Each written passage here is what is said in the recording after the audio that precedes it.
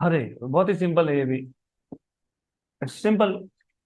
A parallel plate capacitor with plate area A has separation between the plates. Separation क्या? D. Print नहीं हुआ। Has separation D between the plate, ऐसा होना चाहिए था। Two dielectric slabs of dielectric constant K1 and K2 of same area A/2। ये diagram थोड़ा सा गलत है। गलत है, ये गलत है। क्यों गलत है बताता हूं मैं। And thickness D/2 are inserted in the space between the plates. The capacitance of the capacitor will be given by। तो थोड़ा सा डायग्राम गलत है। हमारे पास दो प्लेट्स थे, कैपेसिटर के दो प्लेट्स थे। ये एक प्लेट हो गया, इसका टोटल एरिया ए है। ये दूसरा प्लेट हो गया, इसका टोटल एरिया ए। अब इन्होंने बोला है कि हमने दो डाइलेक्ट्रिक स्लैब यूज किए, दोनों का एरिया कितना है? A/2 and A/2। तो A/2 मतलब इतना कवर करना चाहिए था, हाफ। और अगर आप डायग्राम देखोगे तो हाफ नहीं दिख रहा है, वो हाफ से थोड़ा ज्यादा दिख रहा है। दिख रहा है ना? हाफ से ज्यादा। एक्चुअली 3/4 दिख रहा है वो। हाँ, तो 3A/4 दिख रहा है वो, मतलब A/4 छोड़ दिया, तो गलत, डायग्राम गलत है। तो करेक्शन चाहिए। और एक नहीं दो ऐसे स्लैब्स है। एक नहीं दो ऐसे है, तो दो ऐसे है, मोर और लेस। राइट।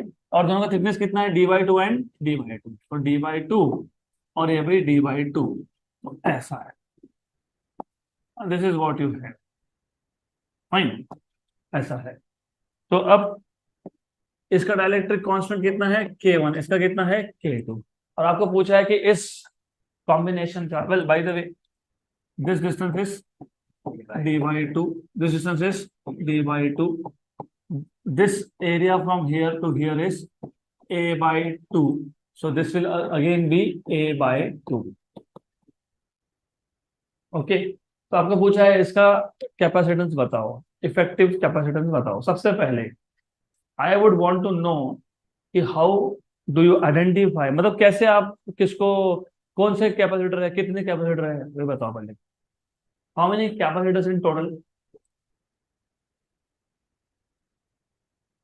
3।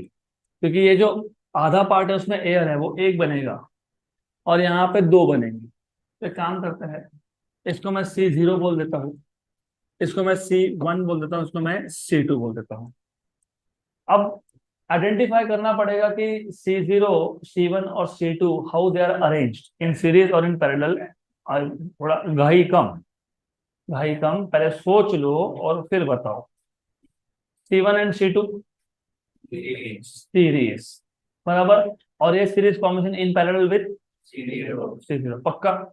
100%, कोई गड़बड़ नहीं इसमें।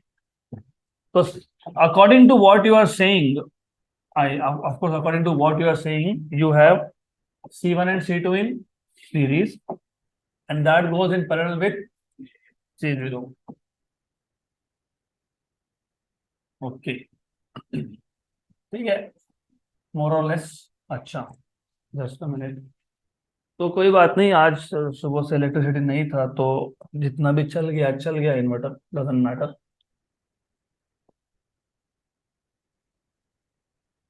Okay fine. Okay, good enough, sufficient enough.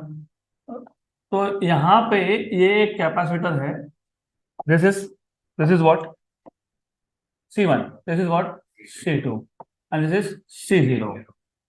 तो this is C1, C2 and C0। तो अभी सिर्फ आपको C1, C2 और C0 की वैल्यू फाइंड करनी है। तो C0 is A epsilon 0/d।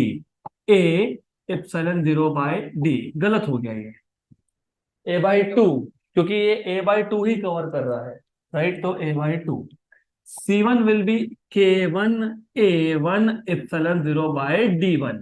K1 A1, A1 is A/2, epsilon 0, D1 is also D/2, तो cancel and cancel, तो K1 A epsilon 0/D। Similarly C2 will be same, K2 A epsilon 0/D।